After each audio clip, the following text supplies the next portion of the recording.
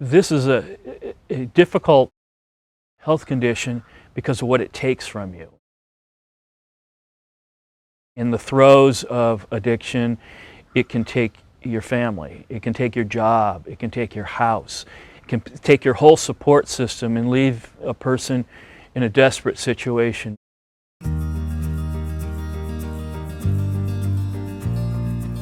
People want to be part of a community and want to find their way back in. Well, how do you find your way back into the community if all the doors are shut?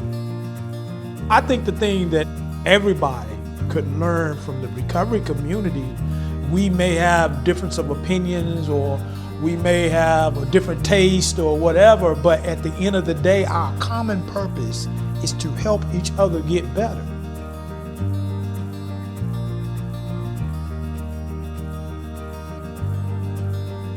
This story both explains and explores the world of harm reduction in North Carolina, a world filled with unassuming heroes and unsung heroics.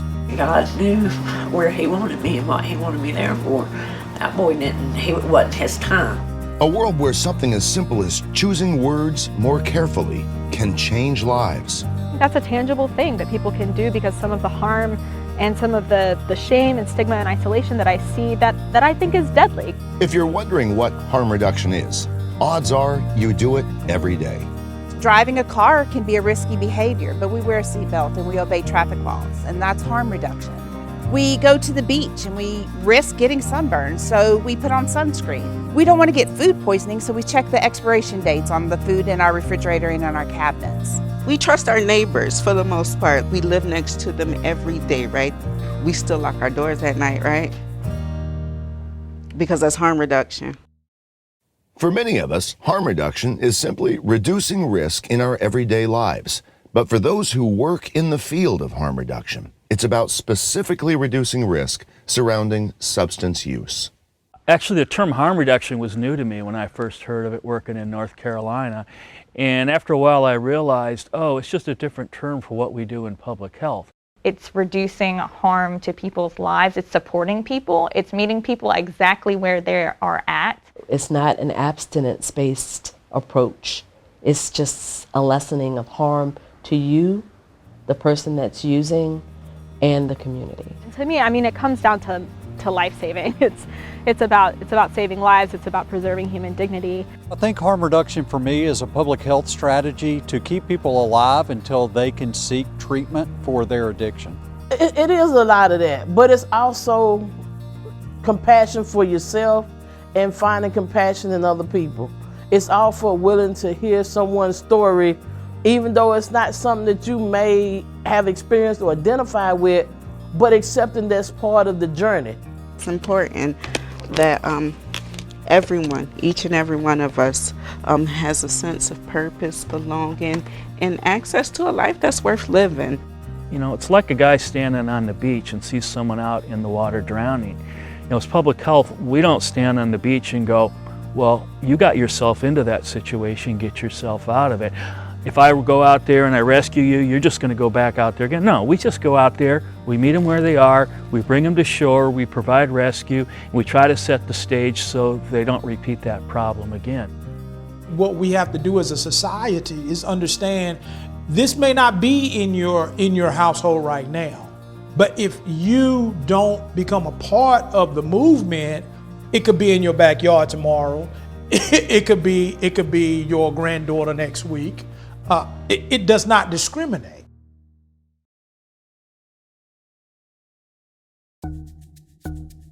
Most of this story will take place where most of the work happens, out in small pockets of the state where advocates have settled down and started up small organizations that are saving lives every day.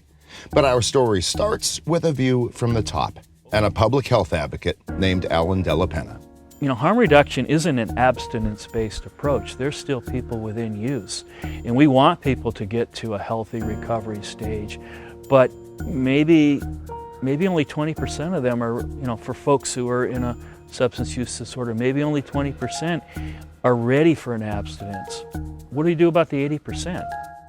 Alan recently retired from the North Carolina Department of Health and Human Services. He's been in public health for decades, shaping policy both nationally and here in North Carolina. He spearheaded a statewide group called OPDAC, the Opioid and Prescription Drug Abuse Advisory Committee. They coordinate work between the state and nonprofits in the field. There are things that we can do that a nonprofit can't do, and there are things that nonprofits can do that we can't do.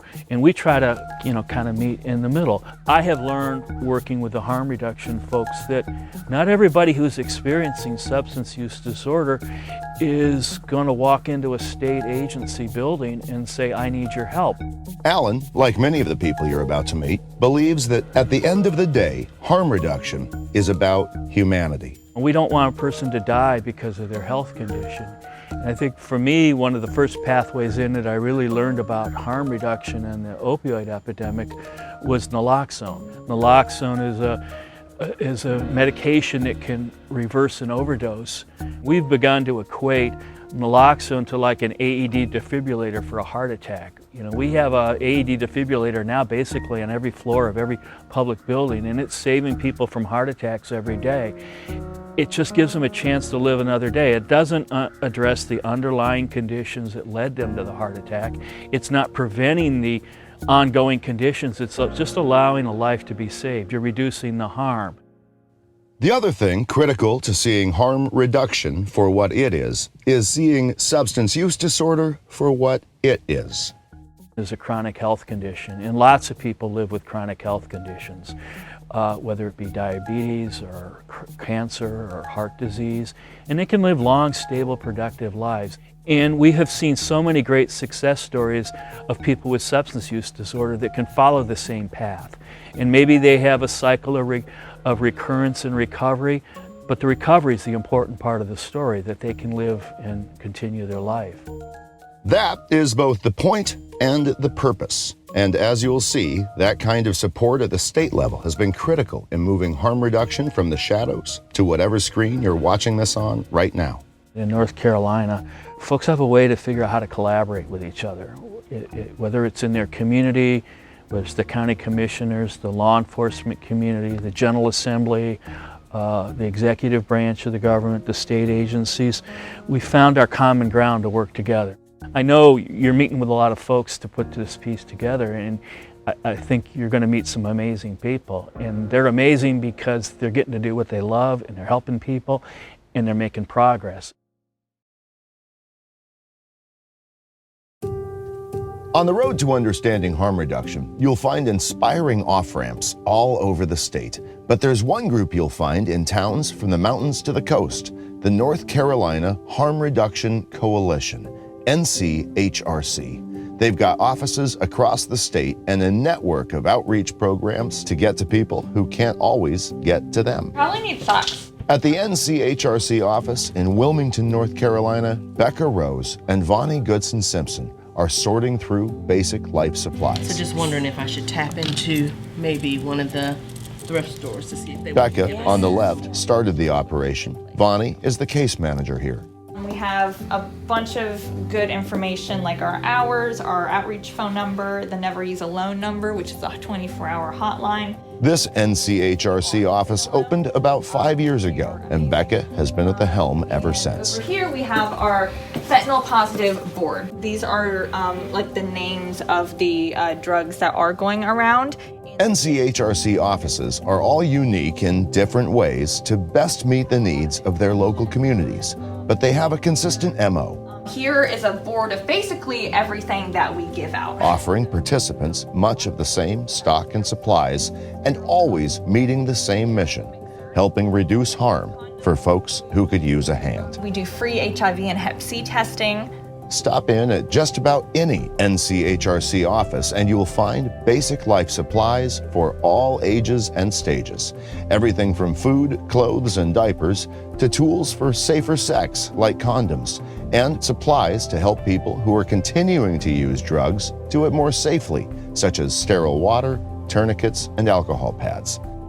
NCHRC offices are also places people can exchange and dispose of used syringes, no stigma attached. Each of these holds 120 syringes, used syringes. And so our participants will take a biohazard container and they will put their used ones in the biohazard container and bring it back to us. That way it doesn't end up in the trash can, it doesn't end up in any parks or anything like that. People are very, very scared of the term syringe exchange. I think a lot of times people think I am like sitting in a dark room with needles and I'm just throwing needles out. This is to prevent communicable diseases like HIV and hepatitis C. That is what syringe exchange baseline is to do. So instead of, finding syringes on the ground that are not sterile and sharing syringes, communicating like hepatitis C to other people or HIV to other people, that spreads in our community. It's community care, right? So it's not only what folks find at NCHRC offices that can be life-saving, it's who. The staff is just as important as the stuff. Syringe exchange is a first point of contact that basically plants a seed to peer support, to care, to reduce harm on people so they don't have communicable diseases, so they don't have to, treat their own abscesses at home because of stigma. They can come here, and I also do wound cares here as well. When they do come in, at some point, they may find themselves ready to start walking toward recovery. When that happens, they meet Becca's partner, Bonnie Goodson-Simpson, NCHRC's Linkage to Care Manager.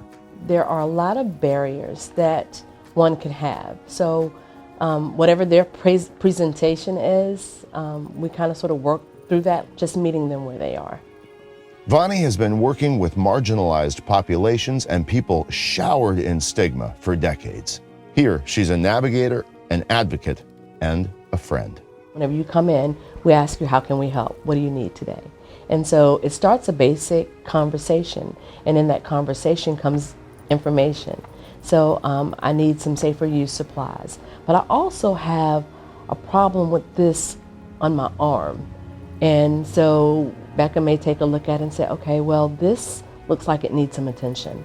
Can we have you, do you mind going next door, having the Linkage to Care manager come over and take a look? So then we'll ask, can you come over and sit, and are you ready to deal or address this need on today? And if so, let me make some community referrals. Part of the work here involves saving lives in the literal sense. This is one place people can access and learn about the life-saving drug naloxone, often called Narcan, free of charge and free of stigma. I go around and I teach people how to administer naloxone in an overdose emergency. But they don't just train people on naloxone, occasionally they administer it. They have the medication here, of course, a just in case that, so far, has saved 9 lives on site. It's usually one person and another person or a group of people. Somebody's overdosing, and if they're passing by here and they need Narcan, they are out of it, they will come and pull up, and they'll come in and say, hey, I need help with an overdose reversal. So I get my kits, I come out, I have a rescue breathing mask, and I just start to administer naloxone and do all of the steps to bring that person back. I always ask them too, I'm like, so they survived? And they're like, yep, they survived, they're doing well. We stayed with them all night. We did exactly as you have trained us to do, to administer the naloxone.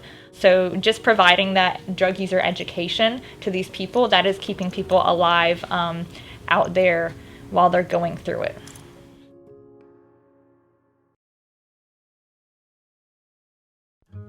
Halfway across the state from the Wilmington HRC office, another harm reduction effort has been growing in Hickory, North Carolina, just north of Charlotte. This one rooted in faith.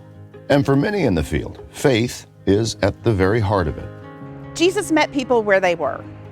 As a ministry, we say our faith is our why, but it's not our what. So we don't evangelize.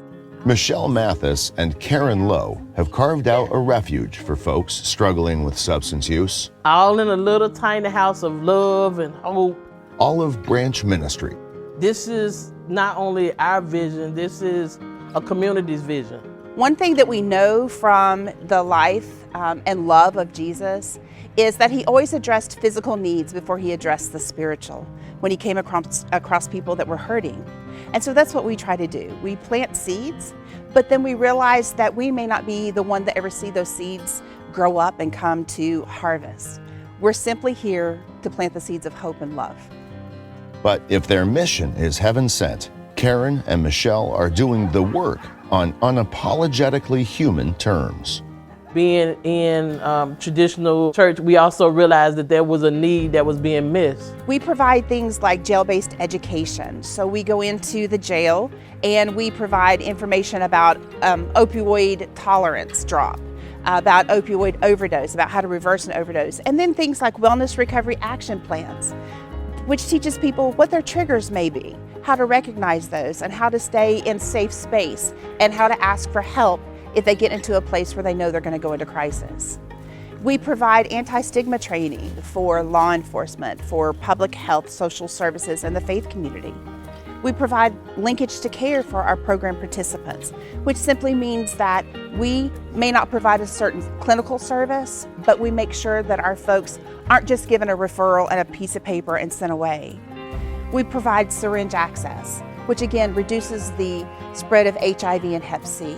And along those lines, we do HIV and Hep C testing, we do free Hep C treatment, and we also provide low barrier Suboxone, which is a way that people can come off of street drugs and slowly begin to use another medication to help address their substance use disorder. Today we're going to meet two individuals. One, his name is Gary. When I met Gary, he was actively using with his substance use disorder. Quite frankly, he died at least once from an overdose and was brought back by Narcan that our organization was able to supply to his family. My wife gave me Narcan and gave me CPR for 45 minutes until the ambulances got there and stuff. My daughter saw it and she walked in the middle of it with my wife on top of me, you know, slapping me, trying to wake me up. She was almost 10 at the time. She was at church and she come home, and the next day I was at the clinic, and at the methadone clinic. Without Michelle and Karen and my wife, I would be dead, because the Narcan that she gave me was I got from them. Gary has been able to change his housing situation. He's regained custody of his daughter.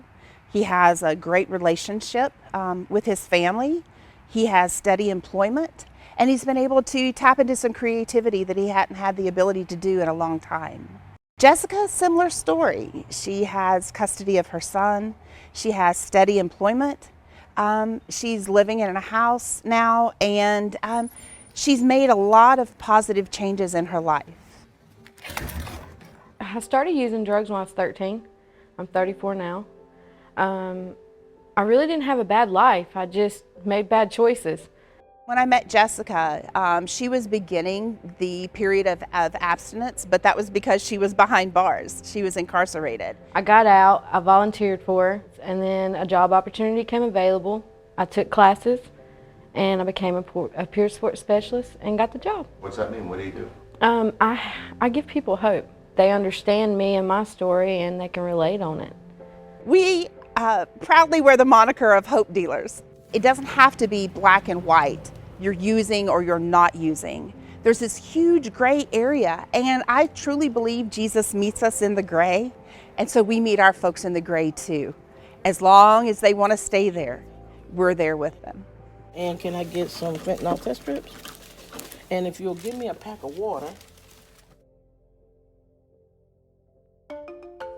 Drive another hour northeast from Hickory, and you'll find yourself rolling into Winston-Salem, North Carolina, where on this day, like most, Colin Miller and Rachel Thornley are packing up their mobile harm reduction unit. Colin runs the Twin City Harm Reduction Collective, and by this point in our story, you might sense a theme. We connect people to care, we connect people to all sorts of different, various community resources like food pantries, clothes closets, kind of whatever anyone needs, but our focus is serving people who use drugs, people who are engaged in sex work. I do it because it's what I'm passionate about, and it's what saved my life. I'm a person who has struggled with IV drug use, heroin, cocaine, etc., pretty much everything. Also was engaged in sex work for a good long time when I was up in Minneapolis, which is where I'm from. And there was a program up there called Access Works that was run by a group called Women with a Point. That was sort of like my safe haven where I could go talk to people that actually had a foot in the game or knew what the hell I was talking about and didn't treat me like I was, you know, some sort of, you know, monster. Okay, so you want to sign up with our program? I'm Rachel Thornley, and I'm the program manager at Twin City Harm Reduction Collective. We're a fully operating syringe exchange harm reduction organization.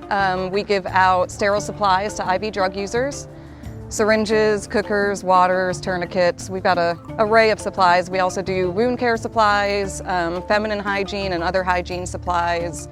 We also distribute warm clothes and tents and sleeping bags to the people who are experiencing homelessness in our community. And I do that off of the mobile unit as well. Let's say someone is using heroin intravenously, you know, and, you know, not using a sterile syringe every time. You know, we can coach them on safer injection techniques to avoid things like, you know, cellulitis and soft tissue infections, and also HIV, Hep C, things like that. These programs didn't exist where I grew up and where I did most of my drug use, all of my drug use. There was no access to sterile supplies. There was no access to Narcan. There was, I mean, we didn't even know about harm reduction, you know, and I mean, it was bad. Oh, okay, cool. Colin and Rachel operate out of the church right next door. All right, we will be out there I'm guessing within like the next hour or so. Where Sarah Howell Miller is one of the pastors. I am one of the pastors at Green Street United Methodist Church in Winston-Salem, North Carolina, and I'm on staff with the National Harm Reduction Coalition, working with the Faith in Harm Reduction program. When I first heard about syringe distribution, this was an unfamiliar concept to me, even just 4 or 5 years ago. You know, I had seen the harm that was secondary to drug use in the lives of people I really loved, and I just couldn't imagine doing anything to support that use. Quickly came to understand that, you know, whether you give someone supplies or not actually does not make any difference of whether they're going to use drugs. What it makes a difference in is, are they going to get an infection? Are they more likely to overdose? Are they likely to get some kind of disease that could, you know, ruin their lives and the lives of people around them? Sarah is also Colin's wife, and that puts her in the harm reduction business as well, which is right where she belongs.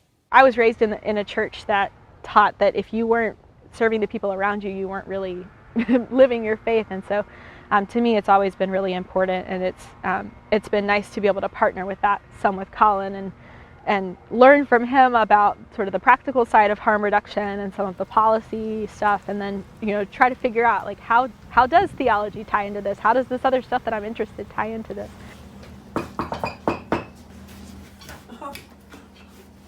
Hey! Oh, y'all brought my goodies. Yeah. Here's some Sharps containers. Thank you. I appreciate it. My name's Stephanie Campbell. A relative of mine almost died using dirty needles and water. She was in the hospital for 3 months before they got her stable enough to do the surgery to replace a valve. So, you know, it's hit really close to home. We keep Narcan on hand, and we keep it pulled up and ready to go instead of having to fumble and pulling it up. When it happens, we're ready. When they talk about life-saving services, these are life-saving. Exactly. We have neighbors who have, you know, requested to have naloxone that they can keep on hand.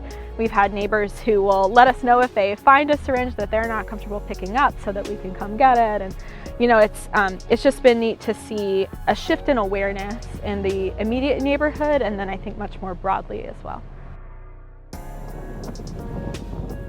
Are you looking for the exchange? Yeah, you got it.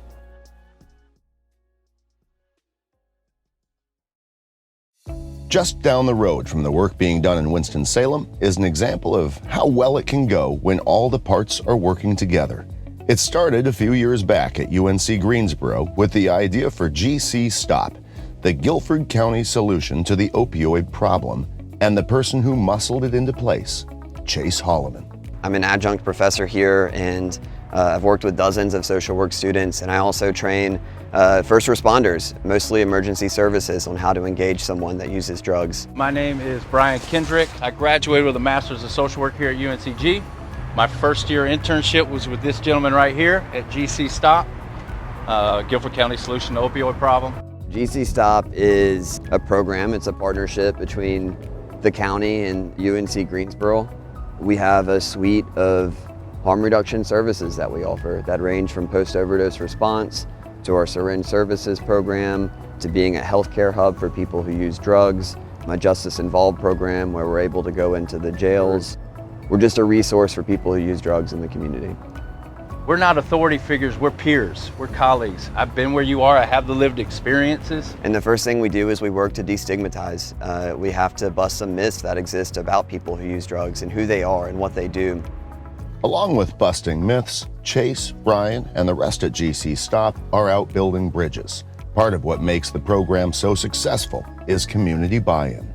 One of the things we've learned a lot from our social work colleagues is how to talk to someone after an overdose, and often the when do you talk to someone after an overdose. That's Jim Albright. He heads up emergency medical services in Guilford County and works hand in hand with GC Stop. We're incredibly fortunate with the relationship that we've established. We saw it as an opportunity to work with our community local university, but also the university's opportunity to work with the community. So it was under Jim's leadership, Guilford County EMS has done an about-face in how it handles overdose calls, establishing a post-overdose response team. A post-overdose response team is a rather novel concept that's come around just in the past few years. The team really provides the opportunity to approach a patient from different directions. It's a result of first responders, typically emergency services, responding to overdose. For years, we just ran the call, and it was an episodic contact with a patient. I think what we've learned is that it's more than that. So what we do is we get referrals from emergency services, and they'll ask the person if they'd like to be reached out to by someone with lived experience. If the person says, yeah, we'll go and visit that person, ask them how we can support them, get them naloxone, access to supplies that can help increase their health. What we really need is folks that have lived experience, that have been where that person is. I've not. I've never overdosed, I've never had substance use issues. I really rely heavily on the collegial relationship that we've developed with the University of North Carolina at Greensboro and the program that we've developed in GC Stop. Another big part of the program's success is a commitment from this man, Guilford County Sheriff Danny Rogers, who, by all accounts, means it when he says things like this. The young teenagers or the young adults don't need a hammer, just need love on them. That's the message his deputies are hearing daily as Rogers hammers home the idea that law enforcement has changed, at least in his county. I like to believe that we're totally different than the past history of law enforcement, arresting people and just telling them, you know better, you knew better, so you get what you get. That's not what we do here at Guilford County Sheriff's Office. We make sure that when someone is down on their luck or they're traveling through an illness and they're dealing with addiction, we're not putting them down. What we're doing, we're trying to make sure that we can get them the help to be educated, try to get them to understand that it is hope, even though they feel hopeless at that time. We're applying different techniques, much better techniques. We're providing them with more resources, more ways out, more ways to have a better quality of life. Therefore, we're saving families, decreasing what we would have in the mental health and also mental health community, and also decreasing what we'd have in our criminal justice system. I love GC Stop because it exists at the crosshairs between, like grassroots community folk and the state, first responders, law enforcement, EMS, the university, things that historically haven't meshed well together. But you have to show people you care about them before you can show what you do for them. And that was some passion that I seen among GC Stop, is they showed people they care about them before they show what they can do for them. And those people are willing to listen to them, and they're more to capture them in to let them know what they're going to do for them. Yeah, you gotta be a nice human being, man. Even if it's just leaving a bag with our name and number on it and say, call me when you're ready. That may be all you need to get that person to accept the fact that they need help and they want to enter treatment.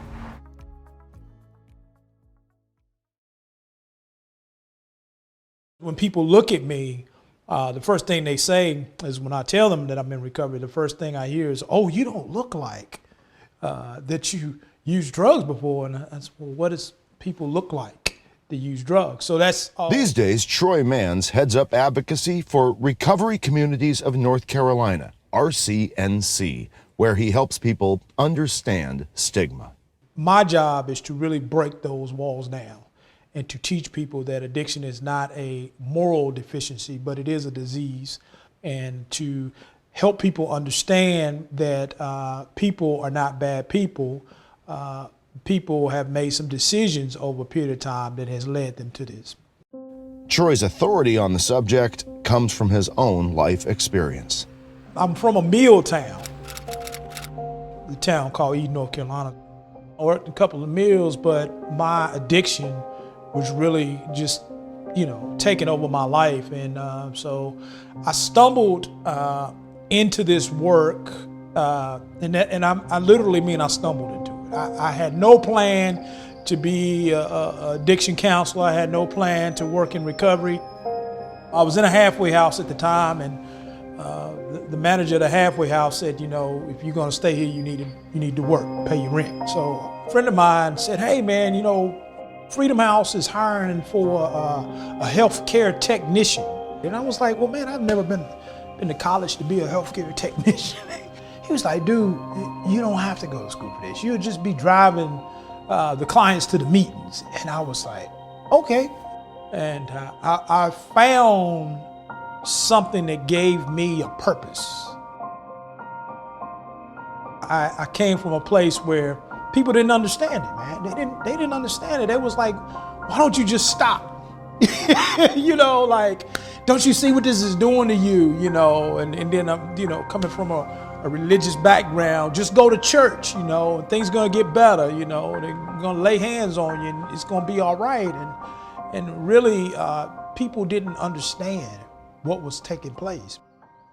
I'm a big believer in you're a product of what you eat. You're a product of what you eat. America's public enemy number one in the United States is drug abuse. If you look back from the Nixon administration all the way through the Reagan administration with this war on drugs. Today, there's a new epidemic, smokable cocaine. And you look at what was being fed to people every day when they turn on the 6 o'clock news, you saw people of color being arrested, thrown on the pavement. So this has been ingrained into the American people's mind when you talk about addiction. And that's the stigma that we're fighting to this day.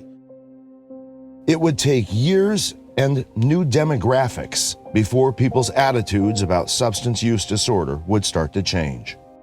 It started to be more of opioids. And then all of a sudden, when younger white kids begin to overdose, their parents start raising hell. They had somebody to advocate for them. And that's what started this movement. Most people that used drugs in my time, they didn't have people advocating for them. They didn't have anybody to go and advocate for the laws that were being made to incarcerate us for a long time. A lot of people's lives have been ruined because of policies that have been made towards people who are sick. That's something Margaret Bordeaux knows all too well. She's been working in harm reduction for decades, and on this day is helping out at the North Carolina Harm Reduction Office in Wilmington. This is just a safe place for folks to come to get the things that they need. This is a judgment-free zone, stigma-free zone. Margaret works for the Department of Public Health's Injury and Violence Prevention Branch. She, too, helps people understand and overcome stigma. It's really about that human side, right? Like, I could do this with my eyes closed. I could pass out syringes with my eyes closed. It's not hard. Some of the more difficult things I've done in this space and doing this work is really helping people forge a way, right? So linking them to care that they decided they needed when they decided they needed, and they knew exactly how it looked, right? I sound radical by saying like people deserve compassion, love, and care. And there's nothing radical about that at all, right? But that's just where we are right now. So even that we have to question that, I think that's something we should all stand in and pay a bit more attention to. To the person, all the folks in this story will tell you harm reduction is a calling. I believe in my soul that it's what I was meant to do. Knowing that there was that much suffering going on and that people were living through similar situations that I had lived through, you know, it never felt right sort of like leaving people behind. They've taken on a call, so to say, you know what, I got a champion for this cause. Everybody don't do that. It does the heart good to see a person get a basic need met, and I want to be a part of the collective that it helps people move forward. And that collective has been growing. The science around substance use disorder and society's understanding of it has been changing. And slowly, we are all becoming part of the solution. This is not for everybody. And there's not an expectation of everybody to do it. But there are lots of ways that everyone can help. See where you fit in at. But here's what we say. If you don't understand it and you don't want to be a part of it, then just don't talk bad about it. The more you understand about the disease process, the more you understand what the cure can be. Naloxone distribution, that should be a no-brainer. It needs to be like on every wall that an AED is. Overdose deaths are preventable, and to give people access to that medication just seems like a baseline form of compassion and dignity. Think about what a life means to you. Think about what that means when somebody is alone and stops breathing, and then that life is over. Think about the weight of that. If you have someone that you love or care about that's, you know, living through this, as hard as it is, just don't give up on them and just try to forgive them. You know, you never look at a person with diabetes and say, hey, that dude's a diabetic. You know, that guy's a doctor. That guy's a father. That guy's a husband.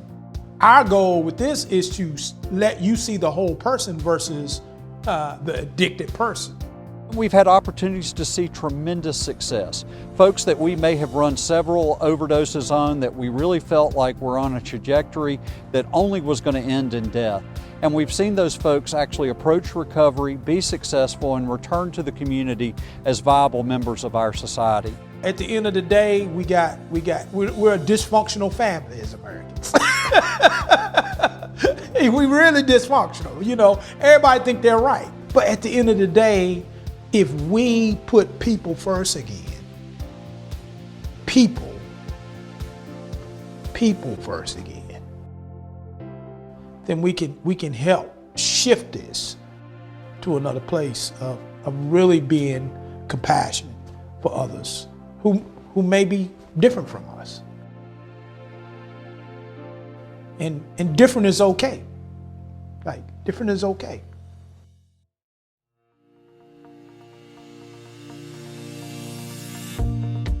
We live and breathe harm reduction in everything that we do.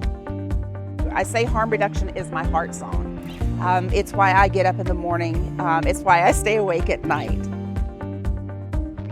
Harm reduction to me is life. It's keeping people alive and safe. Here's what you have to ask yourself. What does it benefit you for someone to lose their life when there's help available? For some reason, we believe the folks who are having the challenges, some way like they're deserving of that, right?